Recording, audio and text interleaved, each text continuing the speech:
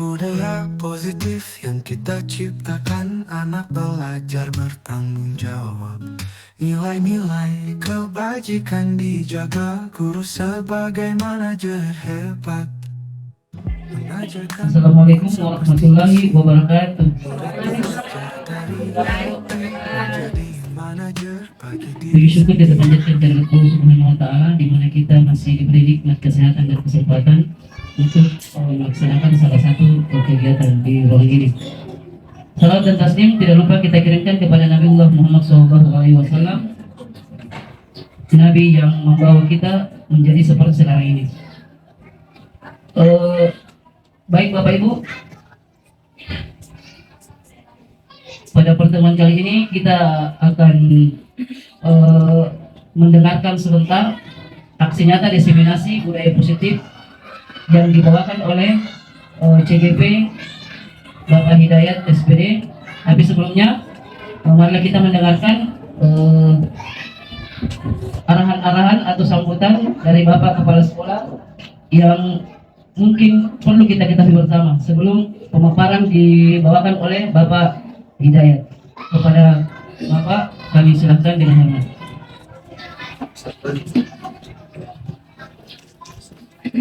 Terima kasih. Bismillahirrahmanirrahim. Assalamualaikum warahmatullahi wabarakatuh.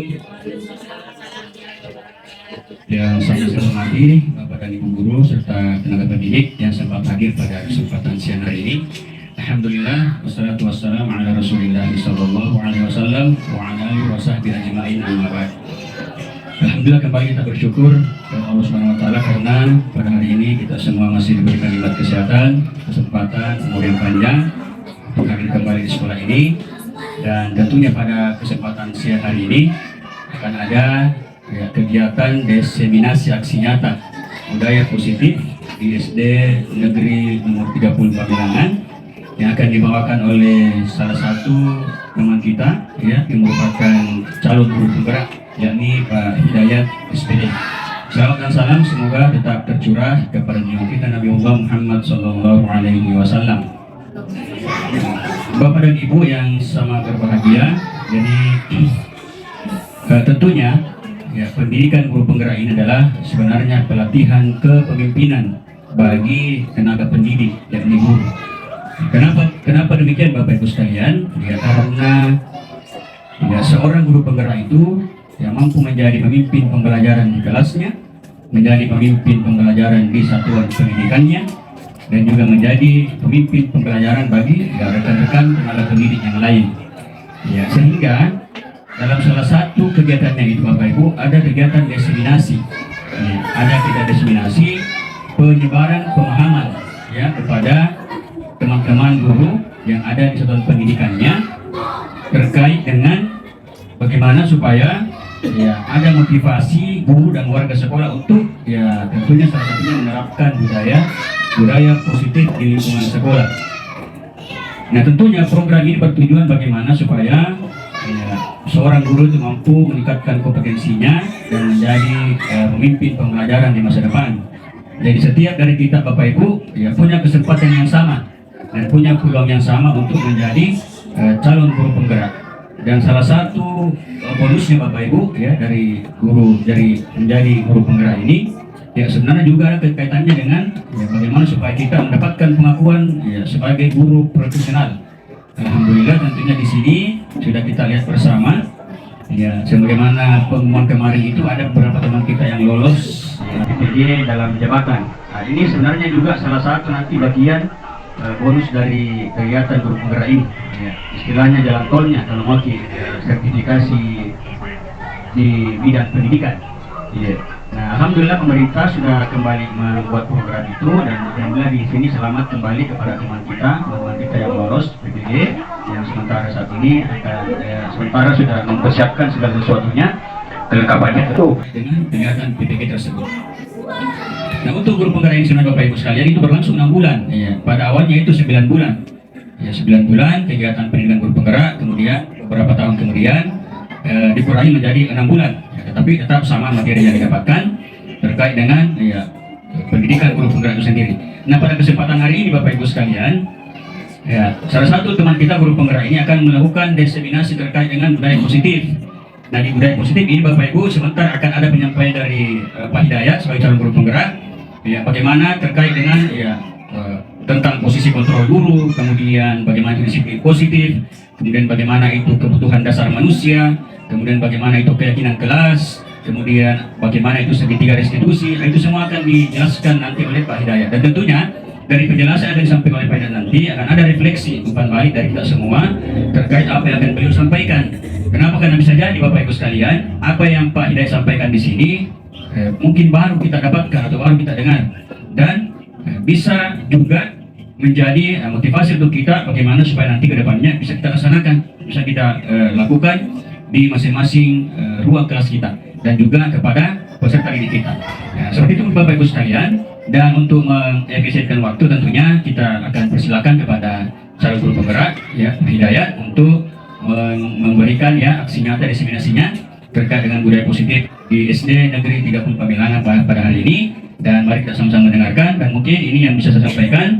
Nah, semoga ini bisa menjadi motivasi untuk kita semua, karena sekali lagi kita semua punya peluang yang sama, punya kesempatan yang sama untuk menjadi seorang calon guru penggerak. Demikian, terima kasih atas perhatiannya. Saya ucapkan wabillahi taufiq wal hidayah. Assalamualaikum warahmatullahi wabarakatuh. Waalaikumsalam warahmatullahi wabarakatuh.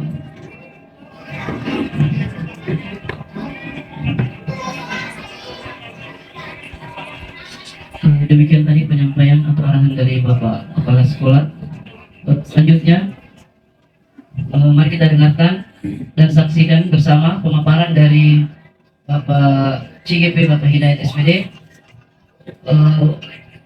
yang akan membawakan materi yang berjudul budaya positif. Dan kepada Bapak disilahkan. Baik, terima kasih atas kesempatan yang diberikan. Terima kasih Ibu Moderator. Assalamualaikum warahmatullahi wabarakatuh. Waalaikumsalam warahmatullahi wabarakatuh. Alhamdulillahirrahmanirrahim. Puji syukur kita panjatkan kehadirat Allah Subhanahu wa Ta'ala atas rahmatnya sehingga kita masih dapat hadir bersama-sama di tempat ini dalam rangka kegiatan diseminasi budaya positif di SD Negeri 30 Pamilangan. Selanjutnya ini kesepakatan forum kita. Jadi kesepakatan forum diseminasi untuk mengefektifkan kegiatan kita hari ini. Yang pertama itu menghargai siapapun, kemudian menjadi pendengar yang baik, mengangkat tangan dan memberi tanggapan ketika dipersilahkan, mengikuti rangkaian kegiatan dengan senang hati. Ya mungkin ini atau ada lagi yang mau ditambahkan Bapak Ibu? Menghargai waktu. Oh, iya. Kalau cukup kita next ya. Baik. Terkait budaya positif di sekolah, yaitu nilai dan kebiasaan di sekolah yang berpihak pada murid agar mereka dapat berkembang menjadi pribadi yang kritis, penuh hormat, dan bertanggung jawab sesuai dengan profil pelajar Pancasila. Ya, jadi budaya positif ini juga sejalan dengan kurikulum kita saat ini, yaitu kurikulum Merdeka. Baik Bapak Ibu, di kegiatan diseminasi ini ada 7 poin materi yang akan kita bahas sama-sama, yang akan kita share. Jadi saya di sini tidak menggurui Bapak Ibu, namun lebih mengarah ke sharing. Ya, jadi kita sebentar mungkin akan berbagi pengalaman, bagaimana pengalaman kita selama menjalankan tugas sebelum mempelajari budaya positif ini, sebelum mengenal budaya positif ini. Jadi dalam mewujudkan budaya positif di sekolah sekolah dapat menyediakan lingkungan yang positif, aman dan nyaman, agar murid mampu berpikir dan bertindak dengan mandiri dan bertanggung jawab. Jadi budaya positif tersebut dapat dijalankan dengan menerapkan konsep-konsep seperti berikut. Yang pertama itu perubahan paradigma belajar. Paradigma yang maksudnya pola pikir. Bagaimana pola pikir kita dapat berubah sesuai dengan budaya positif. Kemudian disiplin positif. Yang ketiga yaitu motivasi perilaku manusia. Keempat, kebutuhan dasar manusia. 5, posisi kontrol restitusi. Kemudian keyakinan sekolah atau kelas. Kemudian segitiga restitusi. Baik, Bapak Ibu, sebelum kita lanjut, saya ingin mengajak Bapak Ibu untuk bermain selama 30 detik saja dulu. Jadi, ayo kita bermain, cobalah suka. Jadi di sini ada permainan Bapak Ibu, diperankan oleh 2 orang. Jadi berpasangan, bisa Bapak Ibu berpasangan di sampingnya. Jadi ada A dan B. A menggenggam sesuatu, yang merupakan impiannya. Makanya Pak Raja jadi Pak Raja menjadi orang pertama. Nah, genggam Pak Raja ini hanya genggam adalah harapannya. Contohnya Pak Raja mau masuk atau istriku, ya. Begitu. Jadi yang Pak Raja genggam itu adalah harapannya. Ketika berhasil dimana oleh Pak Salam, berarti harapannya itu bisa direbut.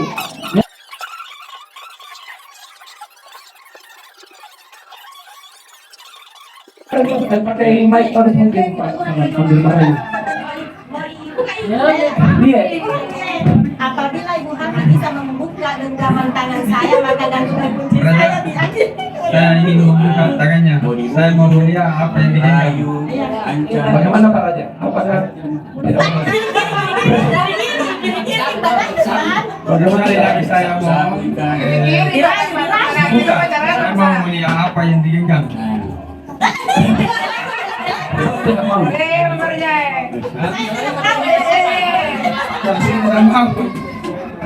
mau.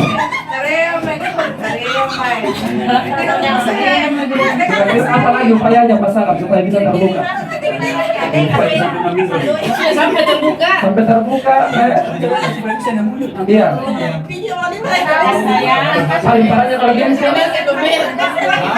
iya, misalkan seperti waktu yang mau.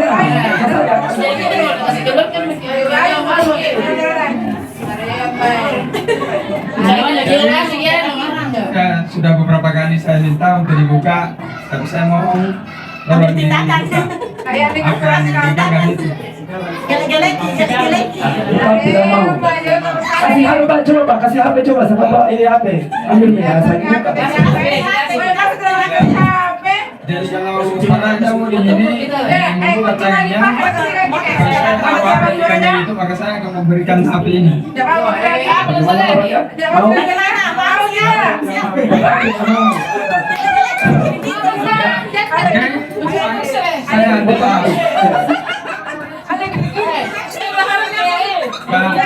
Jadi saya tidak akan mengalah untuk meminta selanjutnya saya akan memberikan kunci mobil ini karena Tidak mau kalau begitu. Apa sih? Cewek. Kembali ke tempat yang baru. Ternyata Pak Raja, jadi Pak Raja berhasil mempertahankan apa yang dia genggam. berhenti terakhir kali Meskipun mungkin dikasih mobil, tidak akan dia kasih mobil. Tangannya lebih berharga daripada yang Betul. kamu genggam. Ya, bisa saja apa yang dia genggam Pak Raja masih lebih berharga dengan yang identikan. Iya. Tepuk tangan dulu untuk kita semua. Ya.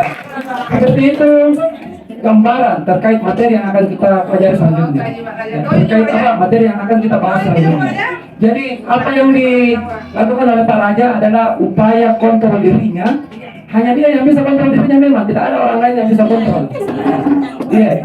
Kecuali mungkin nyawanya yang merasa terancam. Tapi kalau Pak Raja juga berkuat, tujuannya mati. Iya. Jadi meskipun nyawa melayang, selama saya tetap kuat dengan pendirian, tidak mau membuka, maka tidak akan terbuka tangannya. Seperti itu Bapak Ibu. Ya. Baik, kita lanjut ke makna kontrol. Ini tadi ya. Jadi saya jelaskan kembali Bapak Ibu, makna kontrol ya. Jadi apakah Anda atau B membuka kepalan tangan Anda? Mengapa? Apa alasan Anda? Ya, tadi sudah kita saksikan bersama Pak Raja tidak mau sama sekali membuka kepalan tangannya. Begitupun atau ada mungkin ibu-ibu yang lain yang berhasil membuka kepalan tangannya teman? Tidak. Ada yang berhasil membuka? Tidak ada ya, tetap bertahan juga. Iya. Ya, jadi kemungkinan bisa saja dibuka kalau apa yang dijanjikan lebih besar dari impian Kak. Karena berpikir dia mungkin, lebih menguntungkan. Nah, saya ambil deh. Nah, dari dalam kegiatan ini sesungguhnya siapa yang memegang kendali atau kontrol untuk membuka atau menutup kepala tangan? Siapa Bapak Ibu? Si Si Si A. si A, ya, si A tadi yang memiliki kepalan tangan. Ya, itu gambaran terkait makna kontrol. Kemudian perubahan paradigma menurut psikiater dan pendidik Dr. William Glasser dalam kontrol teori yang kemudian hari berkembang dan dinamakan choice theory, meluruskan beberapa miskonsepsi tentang makna kontrol. Yang pertama, ilusi bahwa guru dapat mengontrol murid. Jadi menurut William Glasser, guru tidak dapat mengontrol murid, walaupun kelihatannya murid membiarkan dirinya dikontrol ketika ada di sekolah. Contohnya Bapak Ibu, dikata kita agak dimarahi, mungkin murid akan menurut, mungkin dia akan melepaskan gagarannya dan mengikut sama kita ketika kita mengancamnya. Kenapa? Karena murid merasa terancam dan selama dia di sekolah, kebutuhannya ada di sekolah aja. Jadi bisa saja murid dengan sengaja melepaskan kontrolnya. Namun, apakah murid ketika keluar dari sekolah, otomatis dia tidak akan dia akan menggenggam kembali kontrolnya. Dia akan dalam artian dia akan berubah. Jadi apa kira-kira upaya kita supaya apa yang kita berlakukan ke anak-anak yang dapat membekas di hatinya sehingga itu menjadi keyakinannya, menjadi pegangannya. Jadi ini bahwasanya ilusi guru dapat mengontrol. Biasa mungkin kejadian Bapak Ibu ya, sering kita bilang anak, jangan begitu, besok begitu lagi, ditegur lagi, besok begitu lagi. Kenapa tidak berubah? Padahal sudah berulang-ulang ditegur. Nah, karena seperti itu kita cuma bisa mengontrol pada saat itu saja. Kemungkinan pulang di rumahnya lepas lagi kontrol tak? Kalau kita di sekolah, yang di rumah ada lagi kontrol orang tuanya memperlakukan begitu lagi. Nah, inilah yang biasa membuat anak-anak stres. Kenapa? Dia di mana-mana merasa dikontrol, dia tidak bebas menyatakan apa keinginannya. Jadi dia merasa dikontrol, akhirnya anak-anak tidak ada kemandirian. Ya, inilah makna merdeka belajar yang kita ajarkan saat ini. Jadi anak-anak merdeka bukan dibilang semaunya. Anak-anak itu merdeka melepaskan apa yang dia impikan, apa yang dia harapkan dalam hatinya. Jadi hari kita berefleksi, saya juga merasa terpukul dengan pernyataan ini. Ternyata selama ini yang saya kira saya kontrol anak-anak, ternyata tidak. Itu cuma ilusi belaka. Ilusi bahwa semua penguatan positif efektif dan bermanfaat. Jadi mungkin anak-anak akan merenung dan merasa bersalah pada saat itu. Namun apakah itu akan membekas? Ya belum tentu ya Bapak Ibu. Kemudian ilusi bahwa kritik dan membuat orang merasa bersalah dapat menguatkan karakter. Lalu ilusi bahwa orang dewasa memiliki hak untuk memaksa. Jadi itu perubahan paradigma yang kita bahas pada hari ini. Ya, selanjutnya terkait stimulus respon dan teori kontrol. Jadi ketika kita berupaya untuk mengontrol seseorang atau mengontrol murid, itu merupakan stimulus respon. Kita mengharapkan respon anak murid sama dengan apa yang kita perintahkan. Jangan berkeliaran. Harapan kita pasti jangan berkeliaran, nak. Kita berharapannya kebutuhan tak sama. Maunya kita murid ikut dengan apa yang diucapkan. Tapi berdasarkan teori kontrol, anak-anak itu memiliki kebutuhan yang berbeda. Bisa saja anak-anak tidak di tempatnya karena dia memang memiliki ada kebutuhannya yang tidak terpenuhi sehingga dia tidak bisa tinggal diam. Nah, disinilah perubahan paradigma itu kita akan sama-sama bagaimana mempelajari peserta didik kita, mempelajari murid kita. Kira-kira kenapa ini anak-anak tidak mau diam? Kenapa ini anak-anak ribut terus dalam kelas? Jadi selanjutnya semua orang melihat hal yang sama. Berdasarkan teori kontrol, setiap orang memiliki gambaran yang berbeda. Kemudian kita coba mengubah orang agar berpandangan sama dengan kita. Ternyata teori kontrol, berdasarkan teori kontrol itu, kita berusaha memahami pandangan orang lain tentang dunia. Ya, jadi alih-alih untuk mengubah orang agar berpandangan sama dengan kita, mengikuti apa yang kita mau, bagaimana kalau kita merubah? Berdasarkan teori kontrol, kita berusaha memahami pandangan orang lain tentang dunia. Bagaimana pemandangannya, bagaimana sudut pandangnya.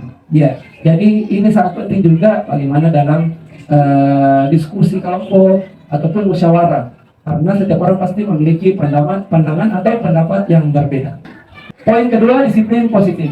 Disiplin positif, ketika Bapak Ibu melihat tulisan di atas, disiplin positif apa kira-kira yang terlintas di pikirannya Bapak Ibu terkait disiplin positif?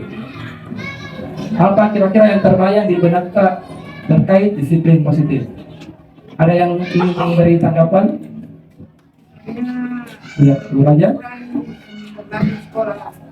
Misalnya, disiplin misalnya dalam Misalnya kalau disiplin di sini saya terkait dengan disiplin tentang peraturan di sekolah lah. Misalnya, misalnya tempat waktu datang sekolah atau disiplin dalam berpakaian seragam. Iya, baik. Itu sekian. Assalamualaikum warahmatullahi wabarakatuh. Waalaikumsalam warahmatullahi wabarakatuh. Terima kasih Bu Raja Bone. Ya. Apa yang kita definisikan tentang disiplin? Ya, hampir sama mungkin. Bapak Ibu ya, gambarannya saya juga tentang disiplin seperti itu gambarannya. Terkait disiplin selalu dikaitkan dengan peraturan.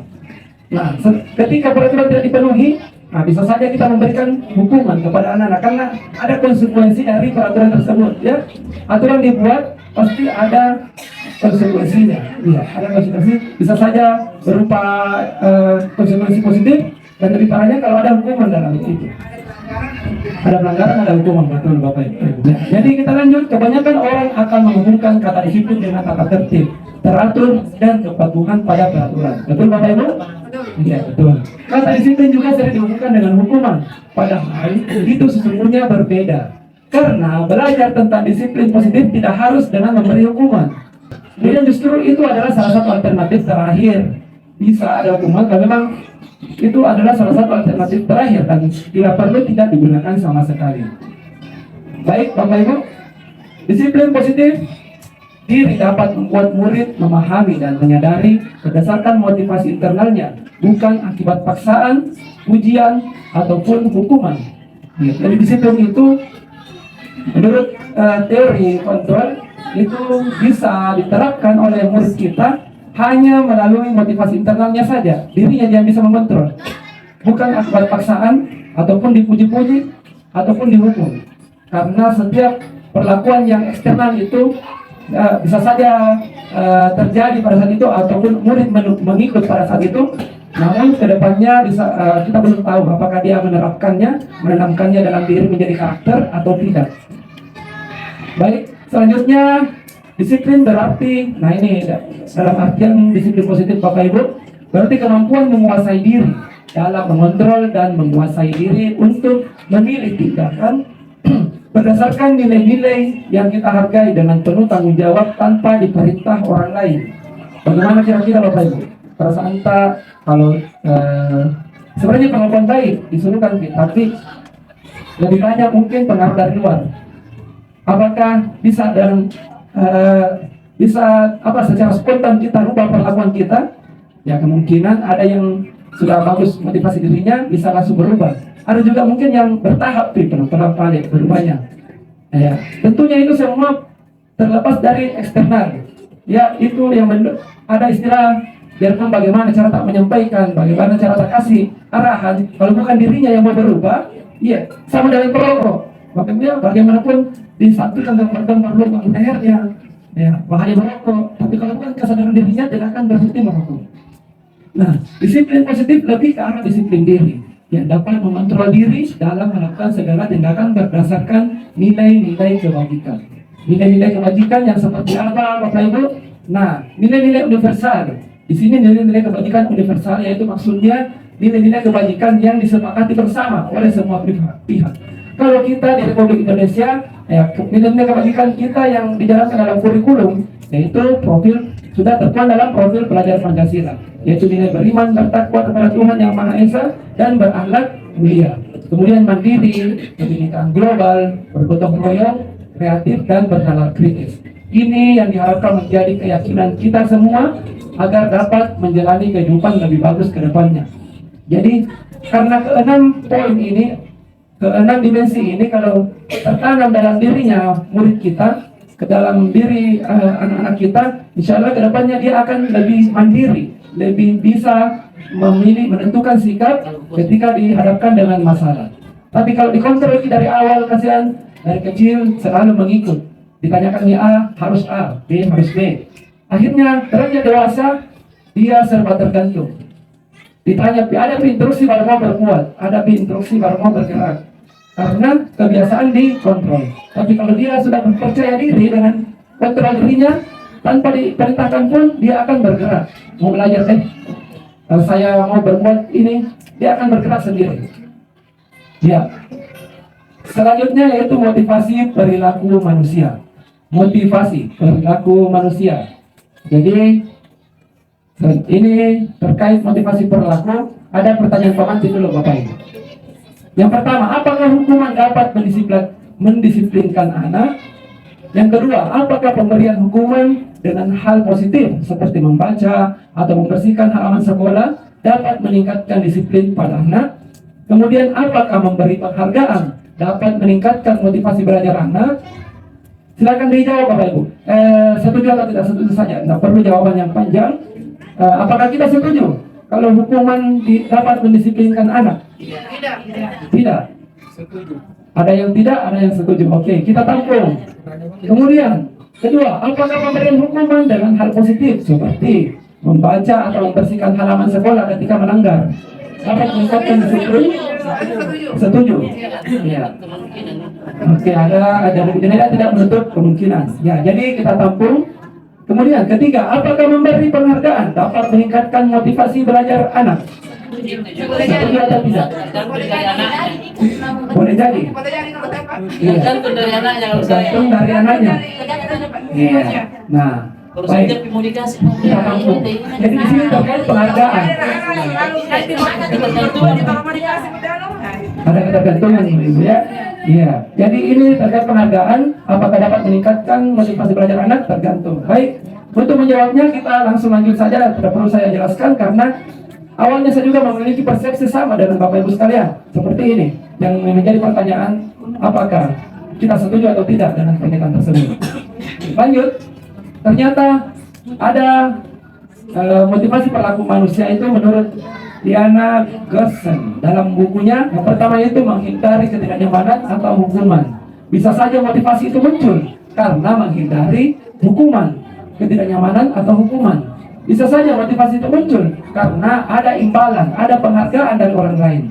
Jadi yang ketiga, bisa jadi motivasi itu muncul karena mereka memang ingin menjadi orang yang dia inginkan dan menghargai diri sendiri dengan nilai-nilai yang mereka percaya. Nah, jadi ini ada 3 motivasi yang mendasari kita berperilaku. Ada yang berperilaku karena takut dengan hukuman. Ya, ada juga berperilaku karena ada iming-iming hadiah mungkin atau mendapatkan penghargaan, baru bergerak. Atau ada sesuatu yang bermanfaat untuk dia baru bergerak. Ada juga orang yang bergerak. Yang ketiga itu tanpa diinstruksikan. Dia memang selalu ingin menjadi orang yang bagus untuk dirinya. Dia memiliki impian, visioner. Saya mau jadi ini deh, saya mau jadi pemimpin. Ya, makanya dia menghargai dirinya dengan berupaya keras, tanpa disuruh, tanpa dipengaruhi dengan iming-iming hadiah kah, ataupun diancam dengan hukuman, dia tetap akan bekerja. Contohnya, Bapak Ibu yang rajin datang tepat waktu ketika pagi hari. Kira-kira apa yang memotivasi Bapak Ibu datang tepat waktu? Apakah takut akan hukuman? Apakah karena penghargaan? Ataupun motivasi memang dari diri tak karena kebiasaan tak? Ada yang merasa mempunyai tugas dan tanggung jawab. Tanggung jawab kita kepada anak-anak dan kepada yang di atas. Tugas kita seperti yang biasa kita lakukan, kita sudah diberi tugas penjemputan sesuai dengan waktu. Itu merupakan tugas dan tanggung jawab saya yang harus saya laksanakan. Walaupun mungkin saya pribadi terkadang lengser dari situ karena persoalan mungkin jarak dan ada kendala jalanan, mungkin seperti itu. Intinya motivasi saya untuk datang ke sekolah karena ada tugas dan tanggung jawab saya yang menunggu di sekolah. Terima kasih. Baik, terima kasih. Tepuk tangan dulu untuk universitas. Baik, terima kasih. Oke, kita lanjut ke slide berikutnya, yaitu penghargaan dapat bersifat menghukum. Nah, ini contohnya di sistem perankingan di kelas. Ya, sistem perankingan di kelas itu mereka yang mendapatkan ranking kedua dan seterusnya itu akan merasa paling dihukum. Apalagi sampai di rumahnya, kenapa bisa begitu? Pak, masih mending kalau orang tuanya bisa memotivasi anak-anaknya untuk bangkit kembali. Tapi kalau justru dipojokkan lagi anak-anak, kasihan. Nah, ini potensi untuk anak-anak justru merasa dihukum oleh keadaan. Kenapa saya tidak bisa jadi ranking 1? Padahal memang tidak bisa, karena cuma satu orang yang bisa. Ya, kalaupun mungkin itu jaraknya beda, ya, padahal sebenarnya itu selisihnya cuma tipis, tapi karena ada sistem perankingan, makanya harus ada namanya ranking 2, 3, dan seterusnya. Nah, makanya untuk kurikulum kita saat ini Bapak Ibu, sistem perankingan itu sudah dihilangkan. Jadi cuma ada predikat untuk mengukur kemajuan belajar murid kita. Kemudian memberikan penghargaan dan hukuman adalah hal yang sama nih. Hukuman penghargaan sebenarnya satu tujuan itu pengaruh eksternal. Karena keduanya mencoba mengendalikan perilakunya seseorang. Karena orang pada dasarnya tidak suka dikendalikan. Dalam jangka waktu lama, penghargaan akan terlihat sebagai hukuman. Dalam jangka waktu lama, ketika kita selalu dikendalikan, dikontrol, harus kanan, harus kiri. Bagaimana kira-kira Bapak Ibu? Apakah nyaman? Kalau kita disuruh ini itu dan hati tak bertentangan dengan perintah tersebut, apakah Bapak Ibu merasa nyaman? Ya, tentu tidak Bapak Ibu ya.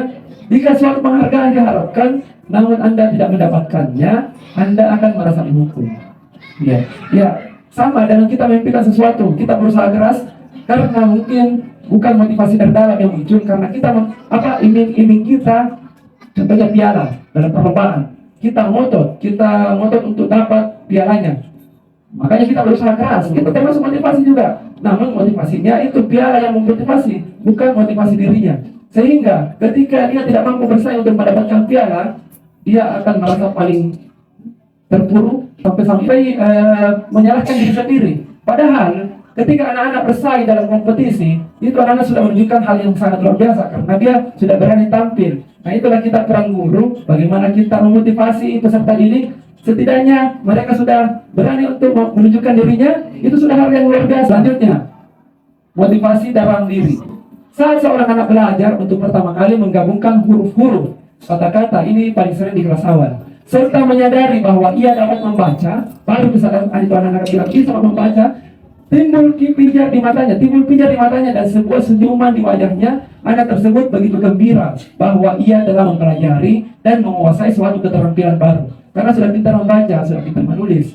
Kesadaran akan kemampuannya bahwa dia sudah dapat membaca, sesungguhnya sudah merupakan suatu penghargaan bagi dirinya.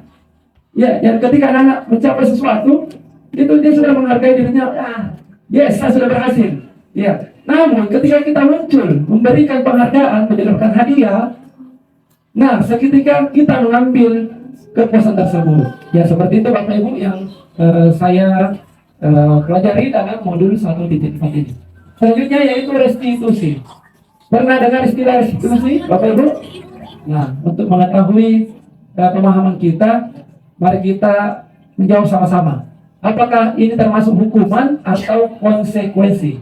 Ya. Contohnya tindakan guru, lari mengelilingi lapangan basket 2 kali karena terlambat hadir ke sekolah.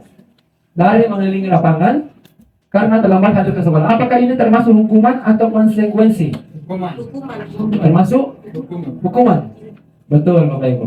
Ternyata ini termasuk hukuman. Kemudian membersihkan coretan yang dibuatnya di meja tulis. Kalau saya coret mejanya, apakah ini termasuk hukuman atau konsekuensi? Konsekuensi. Coba kita lihat bersama. Ya, termasuk konsekuensi. Karena sesuai dengan perbuatannya, dia mencoret-coret untuk mempertanggungjawabkan kesalahannya. Anak menghapus. Iya. Tapi kalau disuruh lari lapangan, tidak berhubungan dengan perbuatannya. Seperti itu. Ataupun membersihkan toilet seperti apa. Nah, ini juga terkait di parenting. Biasa mungkin kita terlintas di postingan-postingan bagaimana kita memperlakukan anak-anak, memancing tanggung jawabnya dengan memberikan konsekuensi sesuai dengan apa yang pelanggaran dia buat. Kemudian murid diminta untuk push up 15 kali karena tidak menggunakan masker ke sekolah. Hukuman. Tidak pakai masker disuruh push up. Nah, termasuk hukuman. Betul Bapak Ibu. Apakah menggantikan kertas kertas tugas teman yang telah dicoret-coret? Apa? Konsekuensi Bapak Ibu ya? Iya, betul sekali.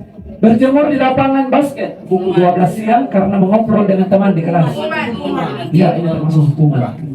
Murid diminta telanjang kaki sepanjang hari karena tidak menggunakan sepatu warna hitam sesuai aturan sekolah. Apakah dia hukuman? Ini aturan sekolah ini harus pakai sepatu hitam.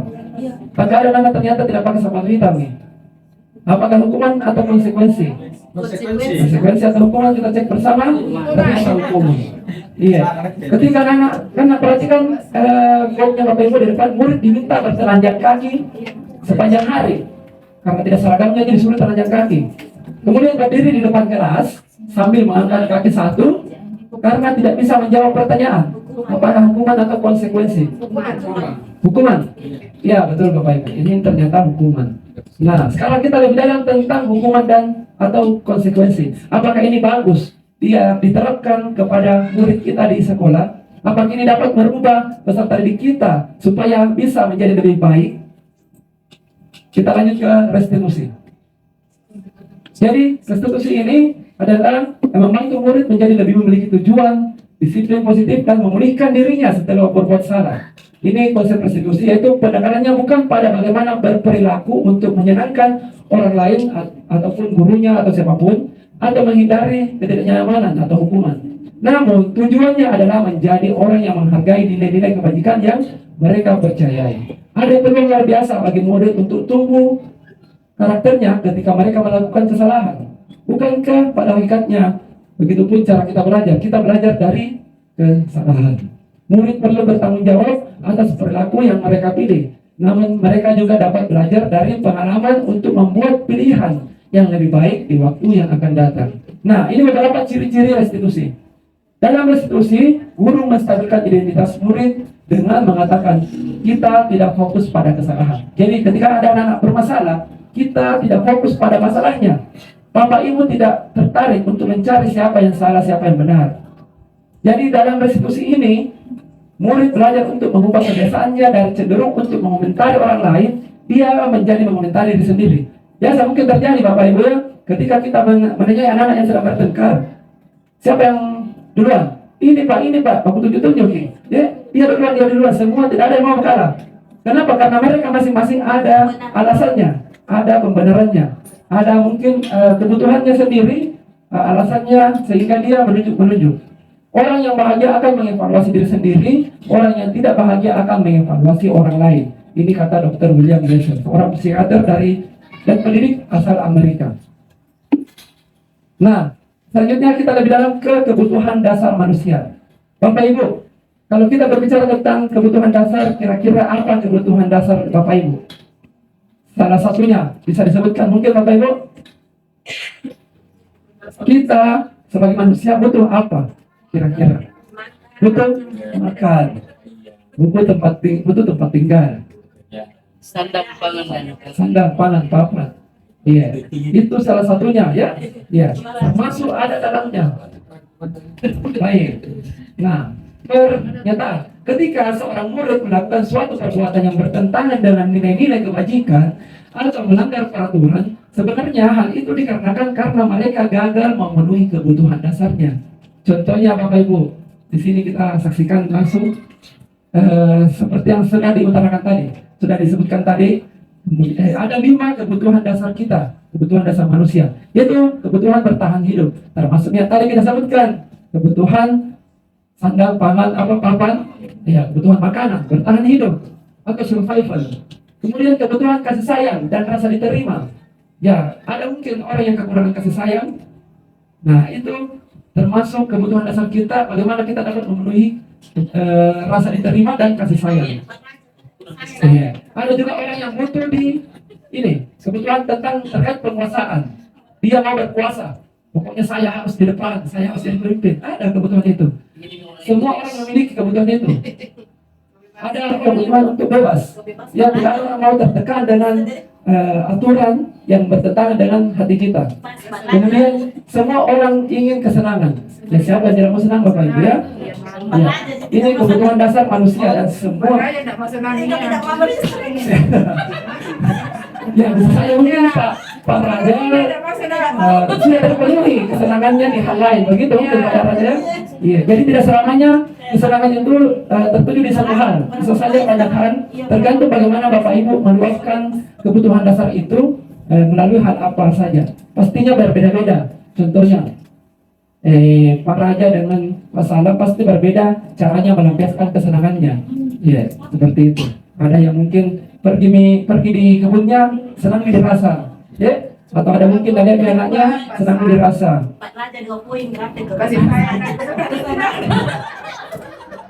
Ya. Jadi ini terkait kebutuhan dasar kita. Jadi Bapak Ibu, ketika ada anak-anak yang bermasalah, bisa dipastikan ada salah satu kebutuhannya yang tidak terpenuhi. Contohnya, bisa kita mungkin lihat yang kita alami di kelas, ada anak-anak yang selalu mau tampil di depan, selalu mau diakui. Setiap dikasih pertanyaan, saya Pak, selalu saya. Biar lagi temannya sudah dikasih giliran, temannya yang ditanyai, tetap dia lagi yang menjawab. Kenapa? Kebetulan akan pemasaran, kebetulan ingin diakui. Nah, kita sebagai guru, ya, tadi dia pengakuan supaya kebutuhannya terpenuhi. Adapun kasih sayang, mungkin anak mau diperhatikan karena di rumahnya kurang kasih sayang dari orang tuanya. Sampai di sekolah, dia selalu memendukkan diri, dia selalu menyendiri. Kenapa? Karena dia memang tidak terpenuhi kasih sayangnya di rumah. Nah, tugas kita di sekolah, bagaimana kita dapat mempelajari kebutuhan dasar murid-murid kita. Baik, Bapak Ibu. Selanjutnya ada contoh kasus. Ya, ada contoh kasus. Studi kasus tentang Ibu Ranjani. Baik, mari kita sama-sama dengarkan. Ibu Ranjani, guru wali kelas 3 SD. Bukan Ibu Ranjani. Sedang bingung menghadapi ulah salah satu murid di kelasnya, Tommy.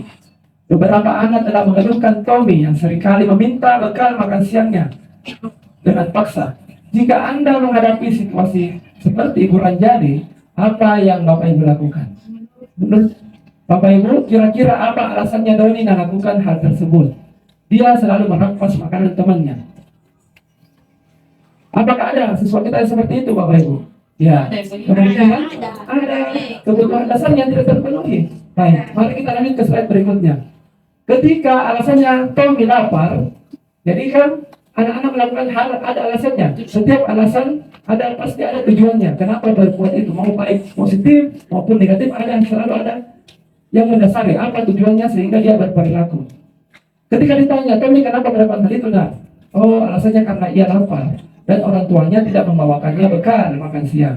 Makanya kebutuhan dasar yang sedang berusaha dipenuhi oleh Tommy adalah kebutuhan untuk bertahan hidup. Iya, karena lapar mungkin tidak ada juga uangnya. Iya, akhirnya untuk memenuhi kebutuhan dasarnya, ya bisa saja dia minta-minta ke teman. Tapi mungkin setelah minta-minta ke teman tidak dikasih, akhirnya muncul perasaan, muncul pikiran negatif. Karena dia mencoba berusaha dengan cara baik mungkin, tapi tidak terpenuhi, dia akan melakukan hal negatif. Seperti itu Bapak Ibu. Ya, ketika ada hal yang sudah kita lakukan dirasa positif, bagaimana kira-kira? Mungkin karena jangan beda. Biasa mungkin seperti itu Bapak Ibu ya. Ketika tidak terpenuhi secara positif, akan menjadi negatif. Nah, bisa jadi juga Tommy ini bosan dengan menu makanannya setiap hari-hari. Ketika melihat makanan temannya yang berbeda, dia timbul keinginannya untuk mencoba hal-hal yang baru. Ya. Selanjutnya, ketika alasannya Tommy, dia merasa senang temannya jadi memperhatikan dia, karena mulai mungkin agak gangguin. Ketika temannya melaporkan tindakannya, itu guru memberitahu orang tuanya, sehingga orang tuanya jadi memperhatikan dia. Maka kebutuhan dasar yang sedang dipenuhi Tommy adalah kebutuhan akan kasih sayang dan rasa diterima. Ya, jadi mungkin Tommy melakukan itu karena dia cuma butuh perhatian. Dia mau perhatian dari gurunya. Nah, makanya dia iseng-iseng melakukan hal tersebut.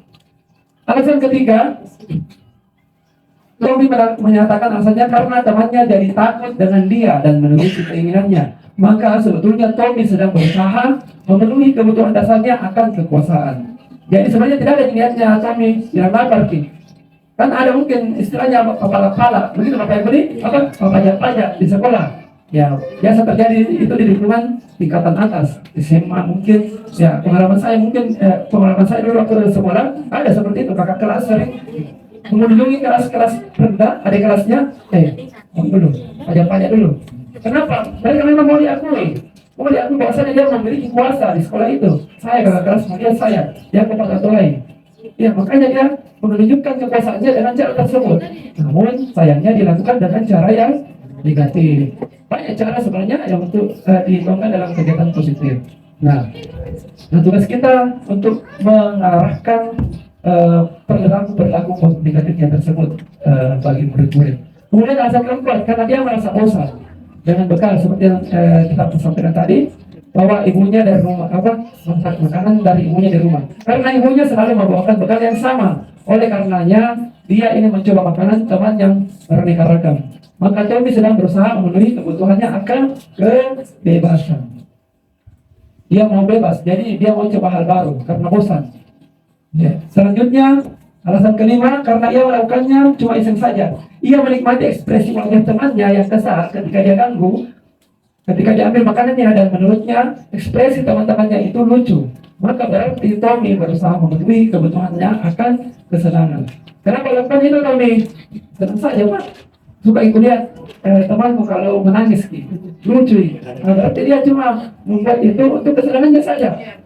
Iya. Nah, itulah satu contoh kasus kebutuhan dasar yang coba dilakukan oleh peserta didik kita. Baik, selanjutnya kita masuk ke sesi ice breaking. Nah, mungkin sekalian kita stop mungkin juga waktunya karena ini untuk sesi break makan. Ya, sekalian itu mau Bapak Ibu. Iya. Iya, terasa waktunya. Ini katanya SPG begini harus pegang materi. Jadi masih ada 3 materi selanjutnya setelah ini. Jadi mungkin harus kalau kita makan siang dulu baru melanjutkan ke materi berikutnya. Iya. Tidak apa-apa ya Bapak Ibu. Kita ambil waktunya sedikit. Ya, alhamdulillah.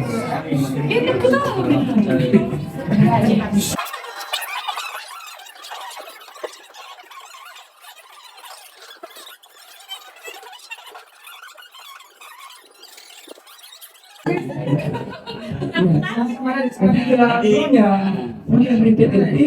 Jadi Bapak Ibu menusuk temannya dengan penunjuk, dengan penunjuk. Ya, dikasih penunjuk, ya, kemudian berhenti itu terbuka ke depan. Ya, kalau hujan batu, tunggu, kalau hujan batu. Ya. Kalau petir menyambar, angkat tadi. Petir menyambar, ya seperti ini tangannya. Ya, petir menyambar begitu. Ya, kita mulai ya Bapak Ibu. Ya, 1, 2, mulai. Hujan rintik, hujan rintik, hujan rintik, hujan rintik, hujan rintik, hujan rintik. Hujan batu, hujan batu, hujan batu. Yang tutup dulu. Hujan batu, hujan batu, hujan batu. Aduh hujan.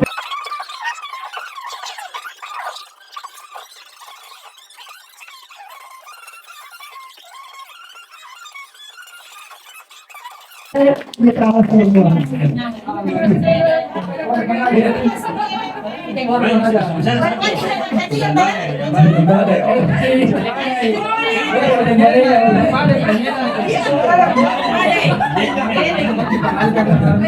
Gimana Bapak Ibu masih semangat? Tetap semangat ya.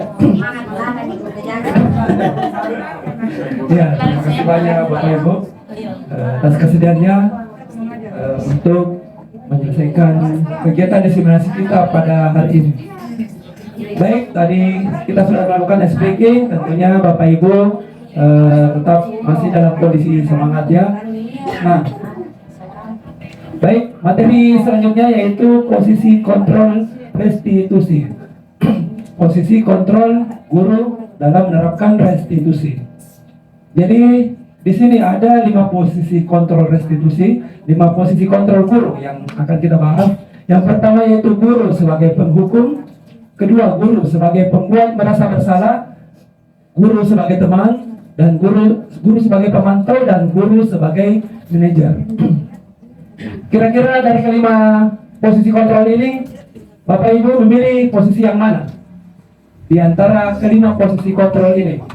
Sebagai penghukum, sebagai teman kah, atau sebagai pemantau? Mari kita lihat tabel berikut. Ini ada 5 posisi kontrol. Jadi saya langsung membahas tentang dampaknya saja Bapak Ibu ya. Jadi posisi kontrol sebagai penghukum, guru sebagai penghukum itu di bagian bawah, paling bawah itu dampak terhadap murid.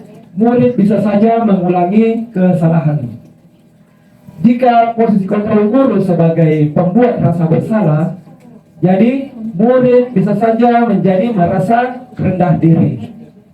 Ketika guru mengambil posisi kontrol sebagai teman, murid dapat mengakibatkan dampak terhadap murid yaitu lemah, tidak mandiri, kemudian tergantung terhadap guru.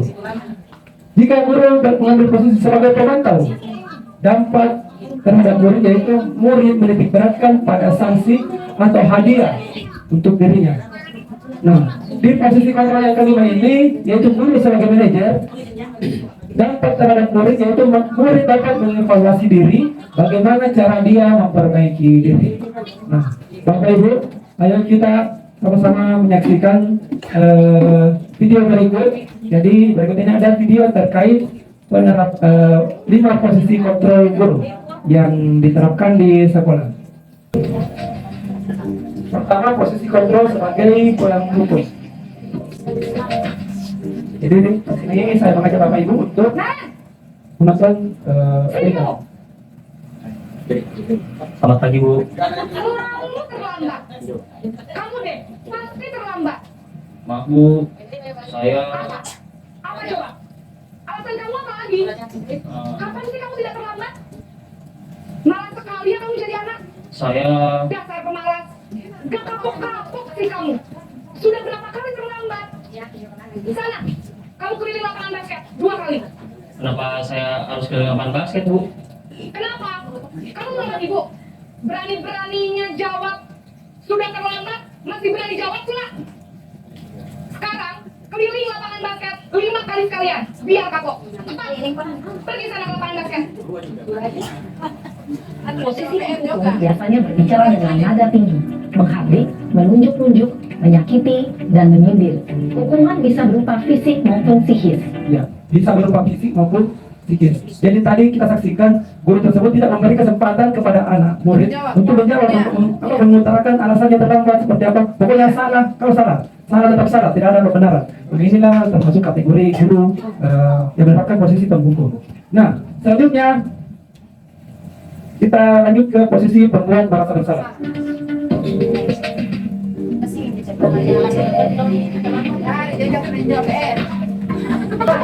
Maaf ya Bu, maaf sekali. Jadi di sini anak merasa sangat bersalah karena perlakuannya.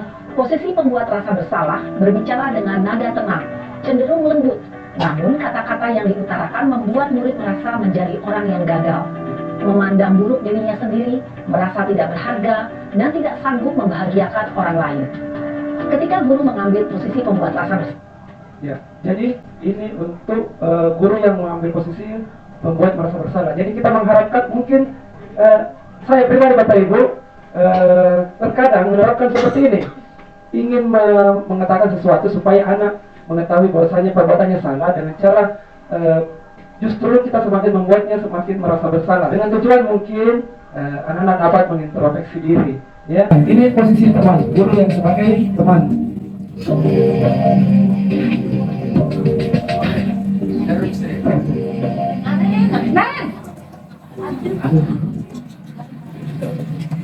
Selamat pagi Bu.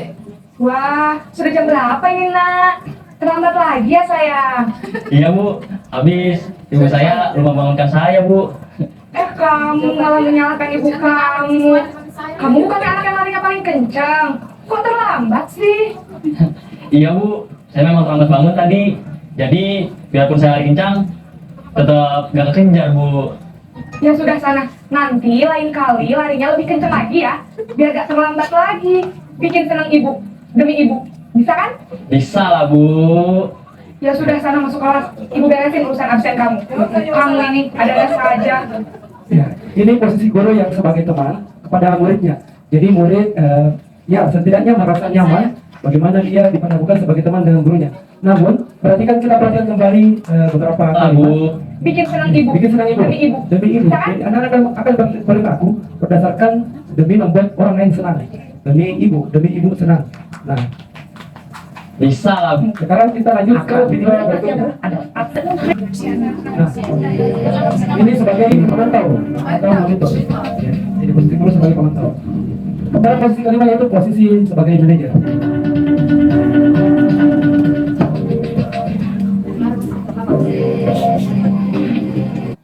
Posisi kontrol sebagai manajer. Jadi bagaimana kira-kira Bapak Ibu? Apakah ada perubahan paradigma terkait 5 posisi tersebut? Jadi guru sebagai manajer, guru dapat berbuat sesuatu bersama murid, mempersilakan murid bertanggung jawab, dan mendukung murid agar dapat menemukan solusi. Jadi seperti sudah kita bahas tadi sebelumnya, bahwasanya di proses ini guru tidak mencari siapa yang salah. Jadi karena murid ketika melakukan kesalahan, memang dia sudah merasa bersalah. Dia sudah merasa bersalah. Ketika kita pojokkan kembali, nah disitulah murid kehilangan harga dirinya. Sementara kita sebagai pendidik seharusnya membangun kepercayaan diri murid bagaimana dia memperbaiki masalahnya. Jadi dia bertanggung jawab untuk memperbaiki masalahnya sendiri. Jadi guru sebagai manajer di sini mengacu pada restitusi yang kita bahas di materi sebelumnya. Restitusi yang dapat dijadikan murid sebagai manajer bagi dirinya sendiri, sehingga dapat tercipta identitas positif pada dirinya. Jadi ketika kita berlaku sebagai manajer dan murid dapat memecahkan masalahnya sendiri, secara tidak langsung murid juga sudah menjadi sebagai manajer. Dia menjadi manajer bagi dirinya sendiri. Nah, kita lanjut ke keyakinan sekolah atau keyakinan kelas. Nah, pertanyaan pemantik, mengapa keyakinan kelas? Mengapa tidak peraturan kelas saja? Mungkin baru-baru ini kita lihat di kelas, maksud kita tahun aja baru, itu ada kesepakatan kelas. Ya Bapak Ibu, kesepakatan kelas. Nah di sini yang kita bahas adalah keyakinan kelas. Apa perbedaannya kira-kira? Mengapa kita memiliki peraturan tentang penggunaan helm pada saat mengendarai kendaraan roda 2 atau motor? Kenapa kira-kira Bapak Ibu kita perlu pakai helm pada saat naik motor? Dari kecelakaan. Iya, bisa saja terjadi kecelakaan. Jadi kemungkinan jawaban kita adalah untuk keselamatan. Nilai-nilai keselamatan inilah yang kita sebut sebagai suatu keyakinan, yaitu nilai-nilai kebajikan universal yang disepakati oleh semua pihak, yang disepakati secara tersirat dan tersurat, lepas dari latar belakang suku, negara, bahasa maupun agama. Nah, guru berperan dalam mewujudkan terbentuknya keyakinan sekolah atau kelas dengan adanya kesepakatan antara guru dan murid. Ya, berupa pernyataan universal yang mudah diingat dan dipahami dan harus diterapkan di lingkungan sekolah. Bagaimana Bapak Ibu? Kalau kita ingat kembali peraturan kelas yang kita buat, keyakinan kelas kesepakatan kelas yang telah kita buat, itu pasti memuat. Salah satunya jangan ribut di kelas. Ya Bapak Ibu, ada lagi mungkin kesepakatan kelas yang sudah dibuat Bapak Ibu? Selain ribut-ributnya anak-anak di kelas, tidak boleh makan di kelas. Kalau keluar harus minta izin. Ya itu termasuk aturan-aturan supaya kelas kita tetap kondusif. Nah, di keyakinan kelas ini, bagaimana kita beranjak dari aturan-aturan, kemudian dikonversi menjadi keyakinan. Nah, keyakinan kelas ini yang dibuat kita menggunakan kalimat positif. Jadi penggunaan kalimat tidak itu dihilangkan. Contohnya, tidak berisik, tidak ribut. Nah, seperti yang itu diutarakan tadi juga, tidak makan dalam kelas, bisa diganti kalimatnya. Bagaimana kira-kira Bapak Ibu? Kalimat yang tepat jika kita tidak menghendaki anak-anak makan di kelas. Ya, harusnya makan di luar, kalau ya. Ya. Jadi aturan tentang larangan makan di kelas. Nah, seperti contoh yang di atas itu, wali kelas di kelas 9 bekerja sama menjaga kebersihan kelas. Ya. Kemudian saling peduli, menghargai dan membantu sama lain, menjaga dan meletakkan barang sesuai tempatnya, tepat waktu dan aktif di kelas, mengerjakan tugas tepat waktu. Jadi dalam suatu keyakinan kelas atau keyakinan sekolah itu tidak menggunakan kalimat negatif. Jadi kita upayakan menghilangkan kalimat yang tidak atau jangan. Kenapa Bapak Ibu? Karena kalimat-kalimat positif ini yang akan menjadi keyakinan peserta didik kita, sehingga dia tidak memunculkan karakter negatifnya. Jadi kita cuma berupaya memunculkan atau menyebarkan karakter positif dari peserta didik kita. Nah, ini poin yang paling penting, yaitu segitiga restitusi. Terkait dengan video yang telah kita lihat tadi, cuplikan video yang dilakukan oleh posisi kontrol sebagai manajer. Jadi dia lakukan tadi ada 3 tahapan. Pertama yaitu menstabilkan identitas, kemudian validasi tindakan, kemudian menanyakan keyakinan. Tadi Bapak Ibu sudah bisa lihat ketika poin ini diterapkan oleh Ibu Guru Naren tadi, gurunya Naren. Ya, jadi di poin pertama itu menstabilkan identitas. Ketika murid bermasalah, pertama-tama kita menstabilkan identitas murid kita dulu. Kenapa? Karena ketika kondisi murid misalkan bertengkar, sebenarnya murid sudah dalam keadaan bersalah. Dilakukan berdasarkan prinsip bahwa membuat kesalahan adalah bagian dari proses pembelajaran yang nantinya akan menggeser identitas gagal ke arah identitas sukses. Apa saja contohnya? Jadi ini kalimat-kalimat yang bisa diajukan ketika menstabilkan identitas murid yang sedang bersalah, yaitu kita bisa saja memberikan pernyataan bahwasanya tidak apa-apa berbuat salah itu hal yang manusiawi. Semua orang pernah berbuat salah. Tidak ada manusia yang sempurna. Kita pasti bisa menyelesaikan permasalahan ini. Bapak Ibu tidak tertarik untuk mencari tahu siapa yang benar, siapa yang salah. Bapak Ibu lebih tertarik untuk menyelesaikan masalah. Kalau kamu menyalahkan dirimu sendiri terus-menerus, apakah kamu bersikap baik pada dirimu sendiri?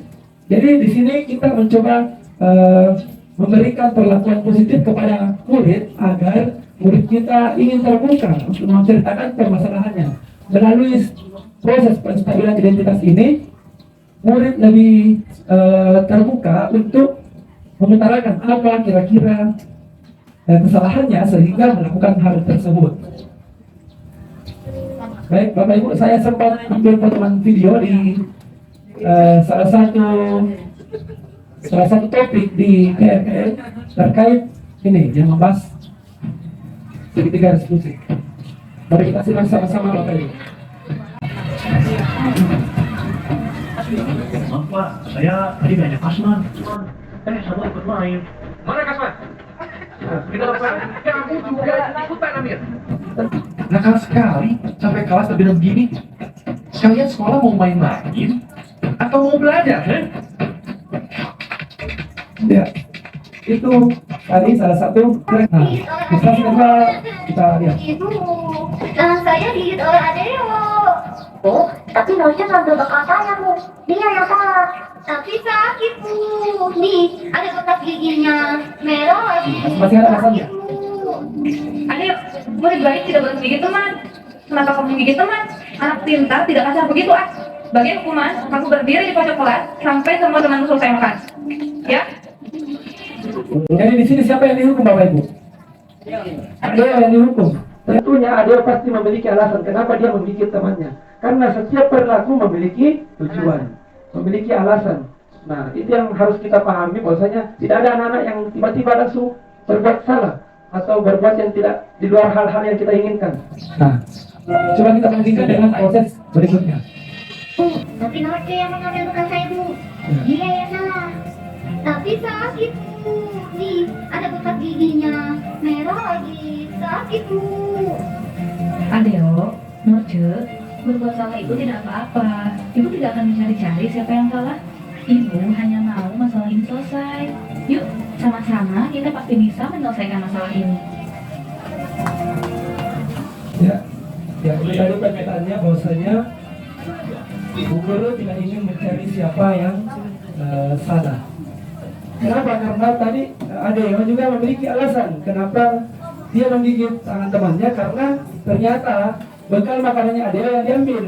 Jadi dia berusaha membela diri karena bekal makanannya diambil oleh temannya. Nah, selanjutnya yaitu validasi tindakan yang salah. Jadi anak-anak ini sudah merasa bersalah, kita validasi tindakannya agar dari status salah ke status benar. Dilakukan berdasarkan prinsip bahwa setiap perilaku berupaya memenuhi suatu kebutuhannya, sehingga guru atau orang tua akan bergeser dari pemikiran stimulus respon menjadi proaktif, serta akan lebih mengenali dan mengakui kebutuhan murid atau anak.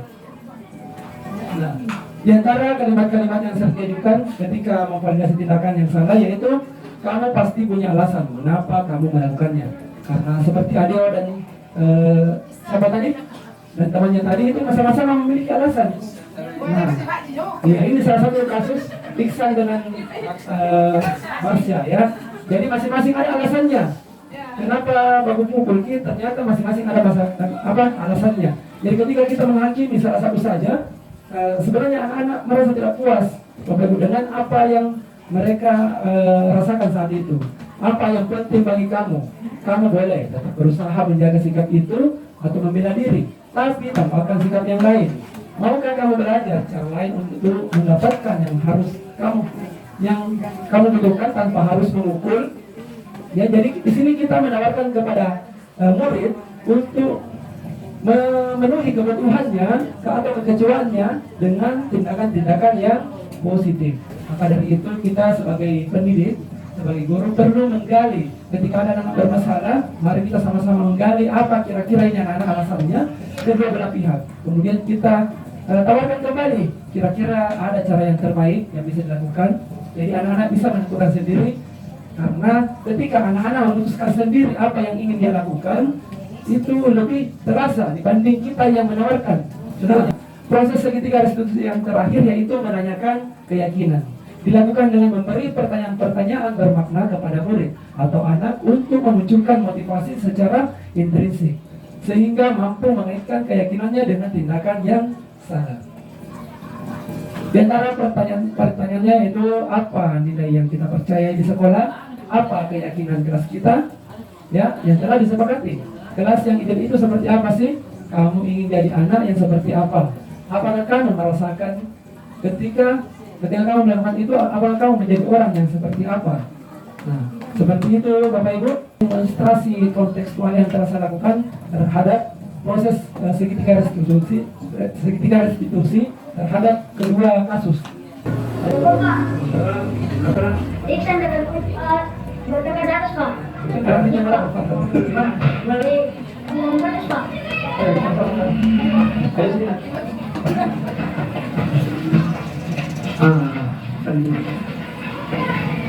Aduh, kenapa ini nak? Ini masuk pertama menstabilkan kehidupan. Saya, Pak. Ya,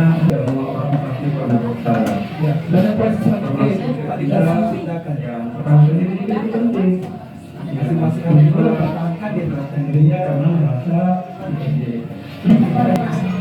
ya, kalian pasti masih ingat kan dan kita proses kita itu menanyakan sesuai dengan keyakinan kita. Jadi pada besok harus saling menjaga ya. Ya. Baik Bapak Ibu, bagaimana tadi kira-kira setelah kita terapkan proses ini kepada peserta didik kita, kepada murid kita, apakah anak-anak bisa langsung berubah? Ya, bisa saja berubah kalau dia langsung muncul kesadarannya.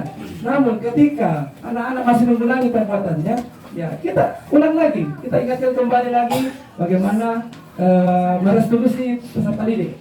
Jadi saya masuk ke kasus kedua. Pelajaran. Waalaikumsalam.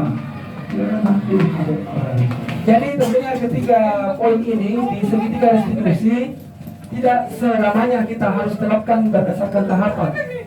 Bisa saja kita langsung menanyakan keyakinan kelas ketika anak-anak mengalami masalah yang tidak terlalu vital. Ketika anak-anak mungkin tidak terlalu merasa bersalah, bisa kita langsung menuju ke proses menanyakan keyakinan kelas. Karena keyakinan kelas merupakan strategi hidup kita karena itu kesepakatan yang dibuat oleh murid sendiri. Baik, selanjutnya sesi tanggapan. Mungkin ada tanggapan dari Bapak Ibu terkait destinasi kita hari ini. Dapatkan dari pemaparan tadi, yang pertama perbedaan antara hukuman dan konsekuensi. Mungkin selama ini yang kita tahunya adanya masalah dari siswa, kita langsung berikan hukuman. Setelah melihat pemaparan tadi, ternyata pemberian hukuman kepada siswa itu tidak bisa memberi efek jerah sepenuhnya. Kalau saya lihat, karena karakteristik setiap anak itu berbeda-beda. Ada memang anak yang butuh nada keras mungkin sehingga bisa berubah.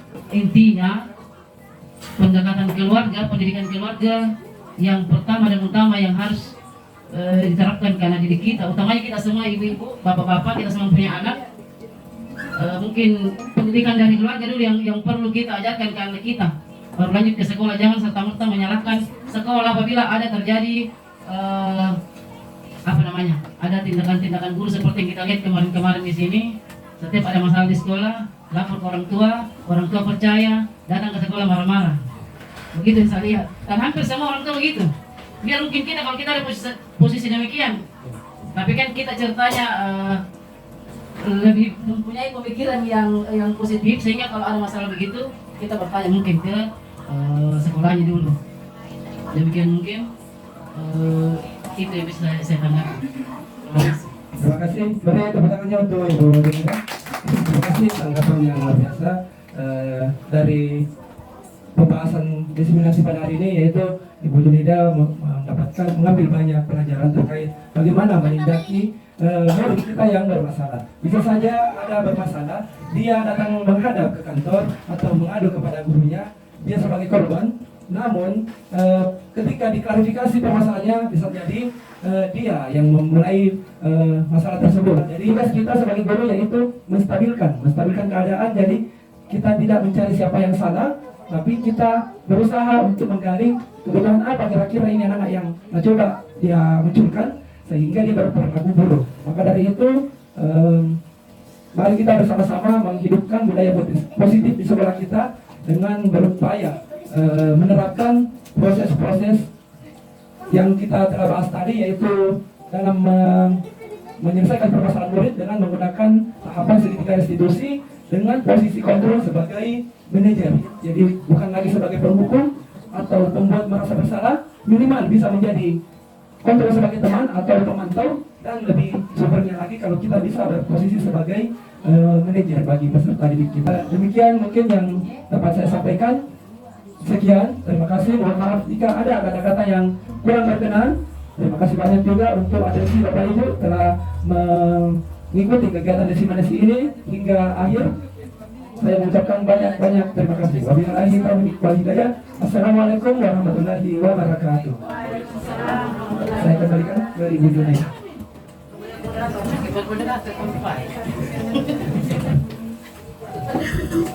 Demikian tadi pemaparan yang disampaikan oleh CEP kita, Bapak Hidayat SPD. Selanjutnya kami berikan kesempatan kepada Bapak Kepala Sekolah untuk memberikan penguatan terkait pemaparan materi yang dibawakan oleh Bapak Hidayat untuk tindak lanjut ke depannya. Bapak disilakan. Terima kasih. Assalamualaikum warahmatullahi wabarakatuh. Tentunya alhamdulillah telah bersama kita saksikan dan dengarkan presentasi dari Pak Hidayat yang sebagai calon guru penggerak terkait dengan budaya positif yang disampaikan selama beberapa jam, ya, bukan beberapa menit, nanti beberapa jam. Ya, tentunya ada tujuh budaya positif yang disampaikan oleh beliau, dan saya yakin dan percaya Bapak Ibu sekalian, ya, ini merupakan sesuatu yang baru, ya mungkin kita dengarkan, meskipun mungkin sudah ada beberapa kita laksanakan, namun ternyata istilahnya baru kita dapatkan hari ini. Iya. Dan tentunya budaya positif ini Bapak Ibu sekalian, yang paling penting itu adalah ya bagaimana kita punya kemauan, ya kesadaran diri untuk melaksanakannya. Dan tentunya kita upayakan untuk senantiasa continue, ya, berkesinambungan, berkelanjutan. Ya, kenapa? Karena ketika motivasi internal, ya, atau motivasi intrinsik ini tidak bisa kita perkuat, maka seberapa banyak pun budaya positif yang disampaikan kepada kita semua, ya yakin dan percaya bahwa tidak akan ada yang bisa berjalan sesuai dengan apa yang kita inginkan. Ya, makanya saya beringat dengan kata-kata motivasi seperti ini. Ya, disiplin tanpa harus diawasi, kemudian bekerja tanpa harus diperintah, dan bertanggung jawab tanpa harus diminta. Ya, ketika ini sudah terlaksana, maka yakin dan percaya, ya motivasi internal, motivasi intrinsik itu sebenarnya sudah terbangun kuat. Ya.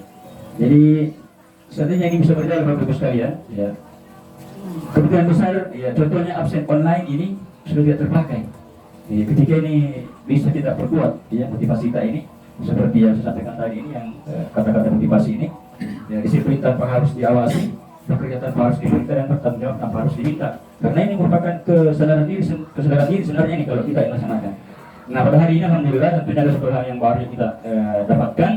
Ya, salah satunya di antaranya mungkin adalah terkait dengan posisi kontrol guru. Iya. Pasti baru dapat kita Bapak Ibu oh ternyata selama ini saya pemukung. Oh selama ini saya pemantau. Oh saya teman. Oh ternyata saya manajer.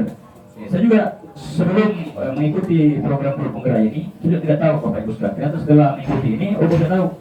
Ternyata selama ini, ya saya tuh punya beberapa posisi, ya sebagai seorang guru, mulai dari pemukul, ya, pokok rasa bersalah, ya, kemudian pemantau, ya seperti guru, ya. Karena kita dulu waktu di waktu guru debat, ya, kami berikan tanggung jawab untuk itu terkait dengan siswa yang terlambat. Ya, dikasih kewenangan untuk memberikan pendisiplinan, ya, masuk di situ penghukum, pemantau, ada semua kata-kata yang keluar. Iya, saya tadi menjadi teman, ya, dan menjadi manajer yang belum terbiasa. Ya, sehingga dengan mengikuti guru penggerak ini dan materi blog IPA, ya, juga tentunya memberikan kembali pencerahan kepada kita, ya, bagaimana menyikapi banyak hal di sekolah kita, mulai dari bagaimana mengambil tindakan terkait dengan pelanggaran-pelanggaran indisipliner yang dilakukan oleh siswa-siswa kita, dan tentunya itu ya kembali juga kepada kita, ya, kembali kepada kita, apakah ya, yang dilakukan oleh siswa ini juga saya lakukan, ya seperti itu. Jadi intinya kembali kepada kesadaran diri kita semua, dan tentunya apa yang disampaikan oleh dipresentasikan oleh Pak Hidayat ini intinya mendapatkan lagi pengetahuan kepada kita, dan mudah-mudahan ya, contoh-contoh kasus tadi yang diperlihatkan oleh Pak Hidayat ini yang juga bisa dapat kita terapkan di kelas secara perlahan, ya step by step, karena ya tidak ada yang harus berubah sempurna 100% Bapak Ibu. Ya, tidak ada sempurna, pasti ada tahapan-tahapannya. Tetapi ketika itu dibiasakan, maka dia dipercaya, ya pasti ya, senantiasa kita dapatkan hal-hal baru untuk menguatkan apa yang kita lakukan di ruang kelas masing-masing. Terutama juga kesepakatan kelas. Ini sangat penting Bapak Ibu. Kesepakatan kelas di kelas ini harus senantiasa kita bangun dan kita senantiasa buat, khususnya dalam setiap proses pembelajaran pasti ada kesepakatan kelas yang kita buat dengan siswa kita. Apa yang kita lakukan selama proses pembelajaran, dan ketika ada tindakan-tindakan siswa yang melanggar, tentu kembali kita lakukan restitusi, perbaikan dengan cara tadi ya memvalidasi identitas, kemudian memvalidasi tindakan yang salah, kemudian menanyakan keadilan. Ya, saya kira itu Bapak Ibu sekalian sebagai penguatan, dan tentunya kita kembali berterima kasih kepada Pak Hidayat dan juga kepada teman-teman sekalian atas kehadirannya, atas perhatiannya, dan sampai saat ini masih bertahan ya untuk mendengarkan apa yang dipresentasikan oleh Pak Hidayat. Mudah-mudahan apa yang kita dapat hari dapat bermanfaat untuk kita semua ke depannya dan dapat kita laksanakan. Dan itu mungkin dari saya Bapak Ibu sekalian sebagai penguatan, dan saya akhiri dengan ucapan ya, Assalamualaikum warahmatullahi wabarakatuh.